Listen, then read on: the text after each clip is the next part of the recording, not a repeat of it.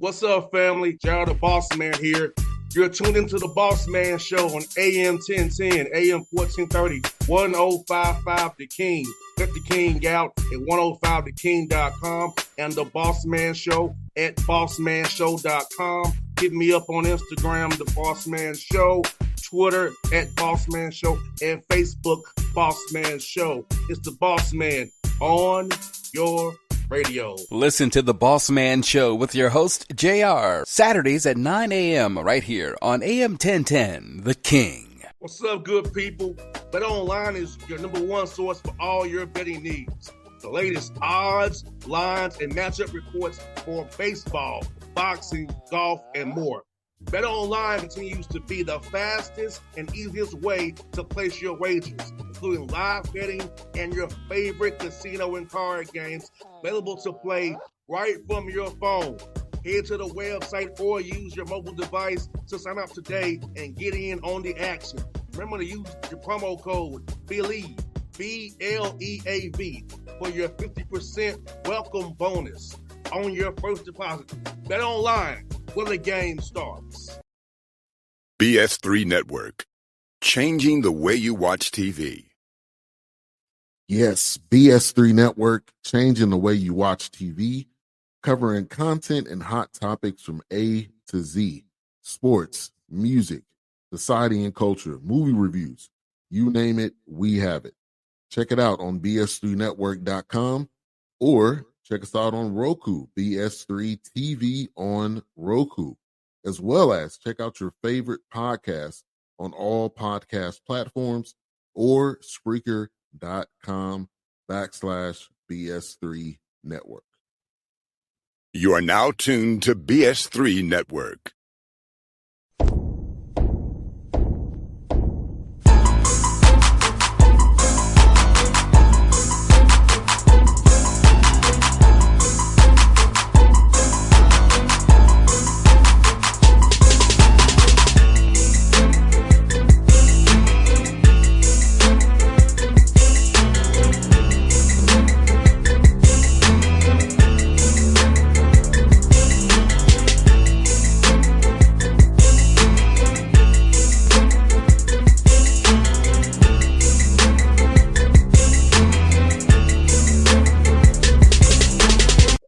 Folks, back on the Bossman Show. We're going to Bluefield, West Virginia, to Bluefield State. The Big Blue, Tony Coaxum here with me on the Bossman Show. Their head football coach. Coach, good to talk to you, man. I come up a win. How you doing, man? Hey, man, thanks for having me. I appreciate it. Always good to come off the win. But like everybody, man, we enjoyed it Saturday night, Sunday, and now we got another one coming up in a couple of days. And Coach, even though you was a comprehensive victory, always things to clean up and get corrected. So how's that been so far? We can practice how to let you guys here get too big, but clean up the mistakes and let's look forward to this next week against here, Emory and Henry coming up here. Yeah, that's kind of just a standard thing, man. That's our job as coaches to make sure, it's hard to win a college football game, no matter who you play. And, so again, you got to balance the act of enjoying that win and all the hard work you put into to get that win. And then, okay, now it's time to switch gears and move on. So like I said, we enjoy that Saturday and Sunday. Monday's our natural off day for our guys. And then we rolled right into Tuesday's practice. And from that point on, it's really been no mention of last week. And we're been focused on Emory and Henry ever since. No doubt, Coach. And Coach, for you, man, it's about the journey, man. Bluefield had not had football over 40 years till you got there, man. So how was it coming into building a program from the ground up when they had football over 40 years, and now you're in year 3 now, see the success you all have from the work you put in? Yeah, a lot of people, again, first time as a head coach and taking on a task like this, doing it from scratch. Everybody's like, are you crazy trying to, do something like that and build it from scratch? But I look at things differently than most. There's opportunity to literally build a program the way I envision a football program should be built. You become a head coach and you take over a program that already has players and established. You still have to figure out, okay, these players and get to know them and see, okay, who fits your style of play, culture-wise, all those things. Well, we didn't have those problems. We didn't have those challenges, I should say, not problems. It was literally building it exactly the way we wanted it in our own mindset and our own vision. And that started with building the coaching staff, and then from there, getting players in. So it was challenging. Again, having to bring in, we brought in 80 players from the get-go, and going that route. But again, I think the part of the reason we were able to be successful so early on was that every player was handpicked from the get-go, and we were able to set them up not only in the culture part, which every coach has to go through, but we were picked the guys specifically for our systems, what we wanted to run offensively, defensive, special teams wise. So every player that we picked was someone that we felt that fit that system. So that allowed us to be able to hit the ground running, in my opinion. And Coach, speaking of that, man, I feel like it's something that's so important, to be able to mold and pick the right guy. So when you look for a young man, I know you look for him, what he does for you on the field, but off the field, what are you looking for character-wise in a young man to be a part of your program and the culture you're building at Bluefield State? It's always it's a little different there's a lot of it that what we feel that what our number one goal is. And our number one goal, in my eyes, isn't to win football games. It is in one way. It is very hard to win a football game week in and week out. But again, that's the easiest part of the job. Because I think my number one goal and what we believe our number one goal here at Bluefield State with our coaching staff is to develop and grow and build young men to go out and be great, get their degrees, and then go out and do things that can impact this world in a positive way and change the world. So we look for young men that want to do that want to get an education, that want to better their particular circumstances, no matter whether they're coming from not so great surroundings, or even if they come from great surroundings, and build it up and continue to build on that and grow. So that's what we focus on, the young men that fit those things, that want to be challenged. We feel we run a pretty, we let them know, hey, this is not going to be easy. This is not a thing where, hey, you're going to be given anything. You have to earn everything, because that's what life is. Life is not, you're not given things in life. And unfortunately, they've been kind of led to believe in the way the world runs right now that they're entitled to a lot of things, and that's not what the real world.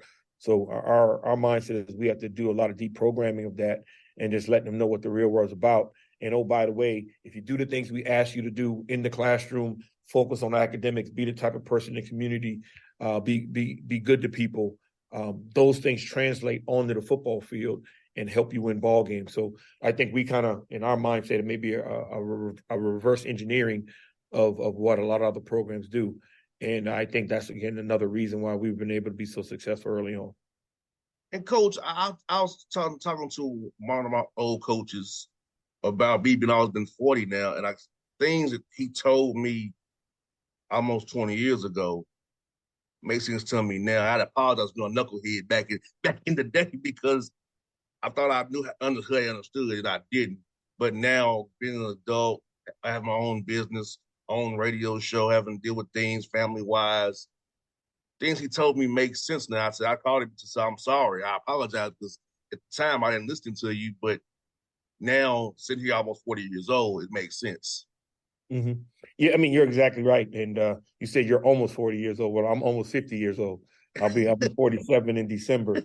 And but yeah, I mean, but that's just what it is. We all went through that to different extents. We all had coaches or elder people who told us certain things. We're like, yeah, right, man, whatever. And then, like you said, 10, 15 years later, like, you know what? If I would have listened to him then, I might not have had to deal with this, or I would have made a better decision here. That still goes on, and that's always going to go on. But that's just what it is. That process, continue to give back and continue to help mold and mentor young people. That's one reason I've always wanted to be in college coaching. I was able to fortunate enough to be in the NFL and win a Super Bowl with the Denver Broncos. But I always wanted to be a college coach because of the mentoring of the young men that this profession allows me to do. So again, that's what we think our number one goal is. That's what we focus on. And again, we feel if we do that the right way, show them what the real world is, give them those build off of the foundation that their support system has given them, and then maybe provide some level of support that they may not have. If we do that right, then we're going to win on our ball games. Yes, indeed, Coach. I was asking yes, Coach, Coaxum, about that point about developing young men. Man, Bluefield State, I know it's not majority, I say HBCU, but it's not majority black anymore, but you're still coaching a lot of young black men and promoting young black men. About carrying that flag and to help deal with this critical age we both know mentioned, 18 to 24 years old, giving that foundation to successful black men, adults in their lives and have successful wives, families, and businesses after Bluefield State. Again, that's the number one goal, and that we all need that. Everybody needs that. When you're 18, we didn't know. We thought we knew everything at 18, 19, and 20, and we didn't know anything. And it's no different. I think the one thing that's different is that there's been so much empowerment given and told that to make them feel like they know everything. And you want to let them know, hey, you have to be able to stand on your own 2 feet and make decisions. But there's still so much that they don't know. They're so inexperienced in their lives, and now they're making decisions that aren't the best for them because they're trying to make it on their own because they've been told, hey, you're an adult, you can do this, you can do that, your life is up to you. And that's something that's true. But you have to be able to grow and learn from that and continue to get better in order to learn from other people so you can make the best decision for yourself. So we always try to tie everything that happens here on the football field. We try to find a way to tie it into everyday life. And that's the beauty of this game. It shows you so many different life lessons. And one of the most important ones is that you can't do it by yourself. No matter how great of a player you are in the game of football, you can't do it by yourself. Basketball is a little bit different. You got one great player, you can make a difference a lot more than one great player on the football field. So we always try to lean on that, and that's what we harp. Again, we let them know we're very direct with our guys and very upfront and very matter of fact that the world doesn't owe you anything, and relating it to being to young black men, I tell our guys all the time, you have to understand that there's going to be a lot of times you just can't be good at your job. You have to strive to be great at your job. Because unfortunately, a lot of times, someone else who's not as good as you doing that job may get that raise, may get that promotion, just because of their color of their skin, and not off of merit. So always strive for that perfection, so to speak, or be the best at what you can do in order to get what's coming to you. Because if you do anything less, you're opening up the door for people to use their own biases against you to not reward you for your hard work. So that's kind of what we lean on. And like I said, we're, in the 3 years we've been here, the minority population here at Bluefield State has started to change and grow and increase to look more like your traditional and HBCU, which is something that's very important. And Coach, that's why I do for you all, because I know you all don't get covered unless you win a lot or something bad happens. Now, I'm an HBCU grad myself at Tennessee State, so I understand. And so we having been this blessing to have 5.5 billion listeners in Atlanta here, our own platform. It comes with challenges too. But in fact, I don't have to ask anybody, can I talk to you today? I can just ask myself. It's a wonderful thing in this business of media that I'm in. And it's just one of the things I feel like it's my duty as a servant leader and a servant of others to make sure I give y'all a platform to talk about your programs, without any bias, and with understanding of where you're coming from, because I lived it too. Mm-hmm. And again, I didn't attend the HBCU myself. I'm a West Point grad and played Army football, but I have a lot of family members and friends who attended HBCUs, and it's very rewarding to be in the HBCU space like I am now and embracing it. And you're right, platforms like yours are very important to us. And like I said, we're very proud of the brand that we've built in the past 3 years. Because again, we've touched on it, building the program from scratch. But literally, I mean, it's everything. We designed the uniforms and even reshaped and rebranded the program with our dog head logo that we have here, which we're very proud of. And like I said, we'll put our logo against any institution at any level. I just think that's how high quality and how legit that it is. And one of the most rewarding things, I'm from Charleston, South Carolina, and went back home last year for Christmas and hanging out with some friends of mine, and someone told me they were in the local mall and just in passing, hearing kids talking about Bluefield State and how they want to go to Bluefield State. We recruit very heavily back home in Charleston, but to hear that going around in the mall just in passing, that was really rewarding to hear that, hey, we're doing things the right way, and hearing it and seeing it. And again, 3 years ago, no one, that first time out the road, we have to explain not only who Bluefield State is, where we are and all that, but now when people see this doghead, they say, hey, that's Bluefield State, and they know where we are. And that has happened pretty quickly. So again, that's something that we're proud of. And again, it wouldn't have been possible without the help of programs like yours and several others that are in the Twitter space and online and podcasts and things like that make it a point to highlight HBCU. So we thank you. And I think I speak for not just little old Bluefield State, but every other HBCU out there, for platforms that are out there that allow us to get out there and talk about our programs, our institutions, and the great student athletes that we have. And Coach, you know what I find funny? People that ask about something, you don't get mad about it. It's funny how some platforms like NFL, MLB, NBA, some college teams look down upon my platform because I'm not backed by somebody corporately or white. Mm-hmm. Like, if you can't respect independent Black media, I don't need to be at your building. But it's funny that you have all these Black players on your team on the field, showing Black men covering the team. Yeah, like I said, it's a crazy it's world. It's funny to be Coach. Yeah, it's a crazy world we live in, and it's one of the things to where we're an HBCU, and our team is majority Black players, but we have players of many other ethnicities and on our roster. And the bottom line of how we go about doing things is teaching it is, hey, I tell our guys all the time, these are your brothers. Yes. Being an Army football player, that's what we are. We not only talk about brother, but we live it. And I've tried to bring a piece of that here with us. And we talk about that these are the individuals that 15, 20 years from now are going to be in your wedding and be the godfather of your children. And they're going to be the ones when, you need a transplant of some kind. It's going to be someone that you played with here at Bluefield State. They're going to be the first one in line to do it before your family members.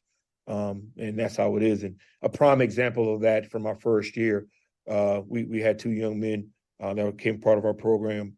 One was a white kid from Cleveland, Ohio, and another one was a Black kid from Alabama, from Mississippi, and they're best of friends.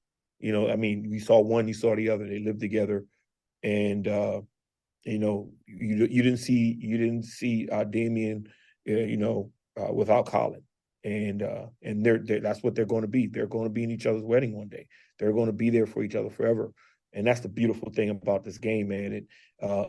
This world would be a lot better place if everyone in the world, not necessarily say played football, but was part of a locker room. Like a sport of football, basketball, baseball, it's part of locker room, because in locker rooms, people don't care what your color your skin are. Sure don't. Do you have my back? Can I trust you to do your job? And are you going to be there for me? That's all it cares about.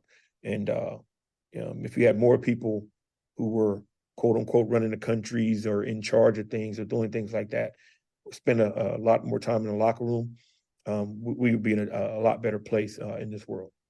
No doubt, Coach. I'm curious about how was it playing the Army, and how was that playing the Army and having to go through a cadet there in the West Point, going to classes and doing the Army drills as well, and playing football. How was the experience up there for you?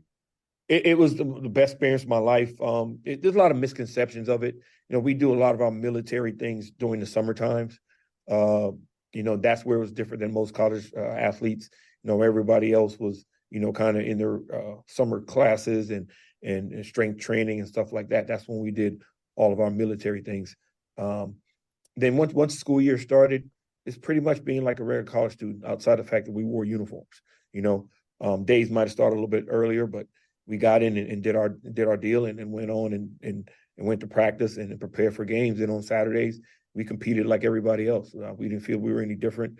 We wanted to compete at the highest level, and I was able to do that and play against some guys that played on Sundays and beat some teams from Power 5 teams and guys that across the country that ended up doing a lot of great things. So, but it's shaped almost every aspect of my life.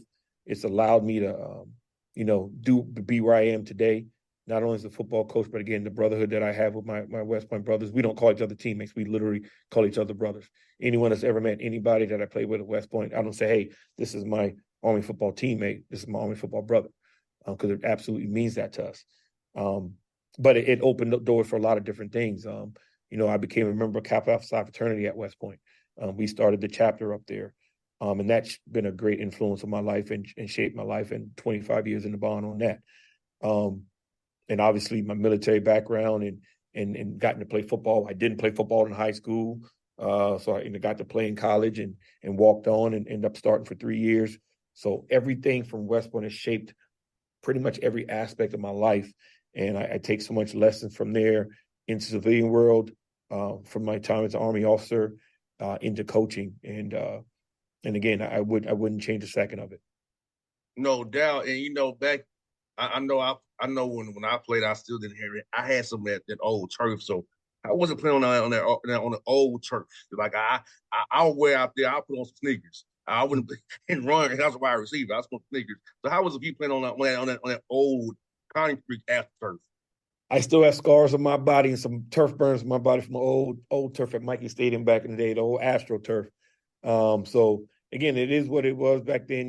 We didn't think nothing of it. At the time, it was kind of the new thing. You know what I mean? You look back on it now, you're like, man, that's some old stuff. But at that time, it was kind of okay. If you didn't have grass, that's what you had. So it's gotten better as time goes on, like most things. So again, those are the type of things you remember and you're fond of. Probably got a little extra aches in my knees from that hard surface, and I definitely got some bumps and scars in my body from it. But again, I wouldn't change any bit of it if I could. Enjoyed every second of it. It shaped me in so many different ways. I got to go back there and coach for 7 years.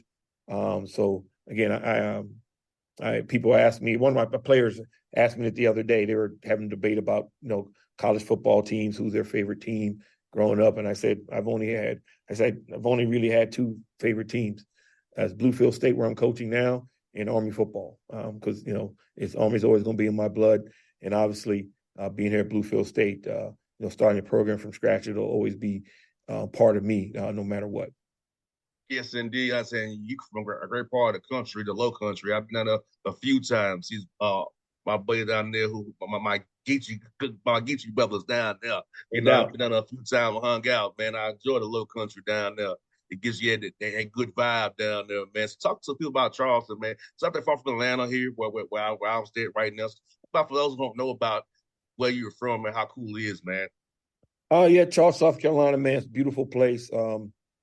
Right there on the water, great food, friendly people.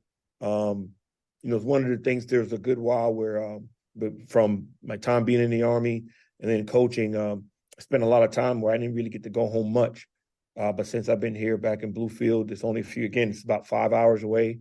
I've been able to go back a good bit, and I always will love home. I always be a Charleston boy at heart. And I love where I'm from. You know what I mean? And we do a heavy bit of recruiting from down there. We have from the day we got here, we got a lot of kids from the Charleston area and from South Carolina in general. My offensive coordinator, he's been with me from the start. Started out as my running back coach and just climbed up. He's from Charleston as well. And so we really hit it down there. And like I said, man, it's never really a stranger that you meet. You back home, you're riding down the street and car goes by, they blow the horn, you wave. That's just kind of how it is. Do you know that person? Nope. Don't know who they are, but that's just who we are. But I'm always going to love home. And like I said, I always, people try to, pump me up a little bit or pay me too many compliments or pat me on the back too much. I just tell, hey, I'm just a country boy from Charles, South Carolina. That's always what I'm going to be. And I really am proud of where I'm from.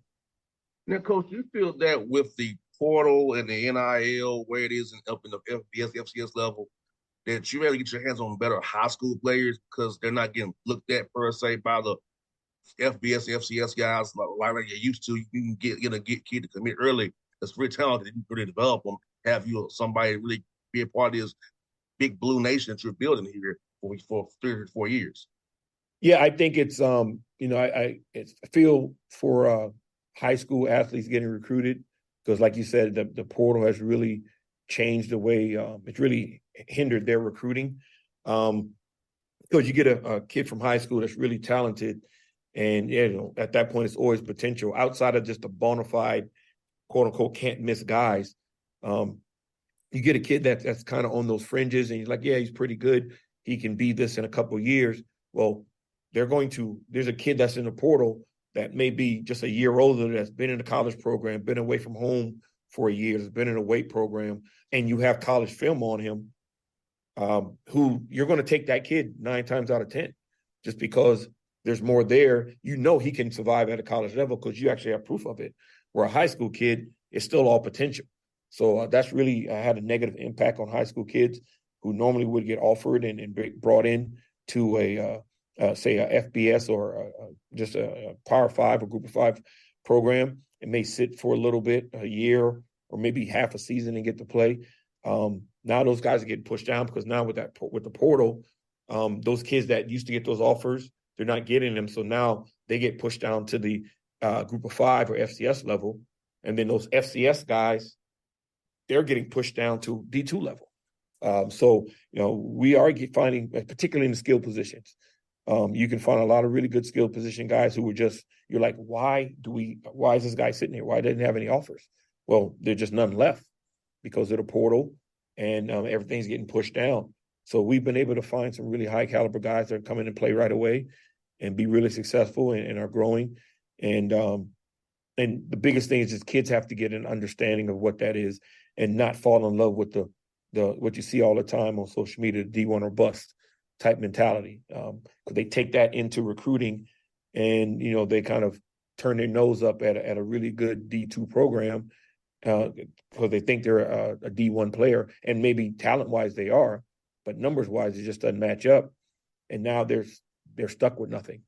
And now they got to go kind of crawling back to those D2s and end up being, getting less of an offer or sometimes having to go to a JUCO or things like that. So it has affected them negatively. And, kids just have to understand, hey, find the program that's best for you, whether it's a D2, D3, NAIA, or D1, and then go be the best you can be. And then from there, the chips will fall however they fall. But the bottom line is you're still getting that education. Yes, no doubt, Coach. This past weekend we saw here in the CIAA beating some MEAD schools, SIAC beating SWAT schools. So the talent gap is not that far away. It's just a matter of putting out good film. And I feel like you said some guys get stuck on the way the division is. You can play there, fine. There's talent. No if you got talent, the scouts fine. Absolutely. And that's what the kids don't understand. And I think a lot of it is it's the instant gratification type of world we live in right now. That if you're not playing as a freshman, then there's something wrong with you. And now they kind of get a little antsy and leave a good situation, think they're going to get in a better situation. And what they don't realize a lot of times, jumping in the portal is tough. Let's say you're a quarterback and you're competing with 3 or 4 other quarterbacks. Well, if you jump in the portal, now you're probably competing with 100 quarterbacks, because, everybody's in there. And, oh, by the way, you may not have much film. So it's an education piece. It can be a very good tool if used properly and used rationally and not jump in off of emotion or just pressure of people on the outside who may have your best interests at heart, but just don't necessarily understand what the portal looks like and what it's about. But, just with proper education and patience and using it the right way, it definitely is a very valuable tool. Well, Coach Coaxum, thank you for your time today, and I wish you all the luck against Emory this week coming up, Coach. I look forward to chatting with you real soon. If you're in Atlanta recruiting, man, hit me up. I love to go grab some eat with you, man, and to break with you some more, man. That sounds good. I really appreciate it, man. They're down in Atlanta a lot. Recruited down there for years. I coached high school ball down at Henry County High School back in the early 2000s. So we definitely have some Georgia boys right now. Our freshman quarterback who balled out last week in his first game is right down there for Lithia Springs High School. So, we'll definitely be back down there, man. Thanks for having us. Anytime, Coach. You be safe, brother. BS3 Network, changing the way you watch TV. Yes, BS3 Network, changing the way you watch TV, covering content and hot topics from A to Z, sports, music, society and culture, movie reviews, you name it, we have it.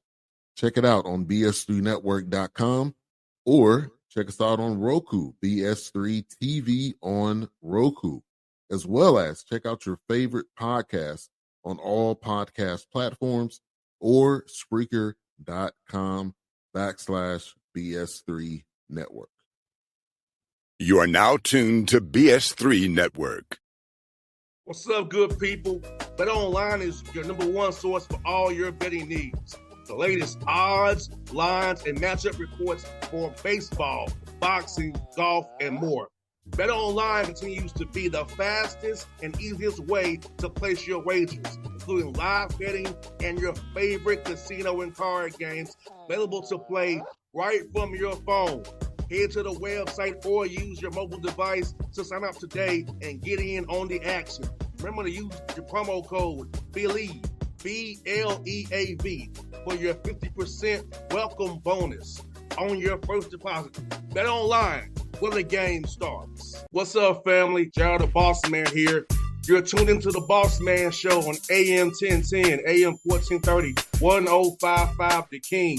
Check The King out at 105theking.com and the Bossman Show at bossmanshow.com. Hit me up on Instagram, The Bossman Show, Twitter at Bossman Show, and Facebook, Bossman Show. It's the Bossman on your radio. Listen to The Bossman Show with your host, JR, Saturdays at 9 a.m. right here on AM 1010, The King.